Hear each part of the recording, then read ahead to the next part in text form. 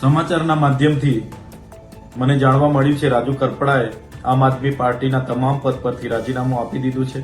ત્યારે મેં એમને સંપર્ક કરવાનો પ્રયાસ કર્યો પણ એમની સાથે સંપર્ક થયો નથી। હું જ્યાં સુધી રાજુભાઈને ઓળખું છું ત્યાં સુધી એ ખેડૂતોના મજબૂત નેતા છે। આમ આદમી પાર્ટીમાં રહીને ખેડૂતોના ન્યાય માટે અનેક લડતો એમણે લડી છે। એમાંની એક લડત બોટાદ કડદા પ્રથા નાબૂદ કરવા માટે એમણે હળદરમાં આંદોલન કર્યું। એ દરમિયાન એમને 100 દિવસથી પણ વધારે જેલમાં પણ રહેવું પડ્યું।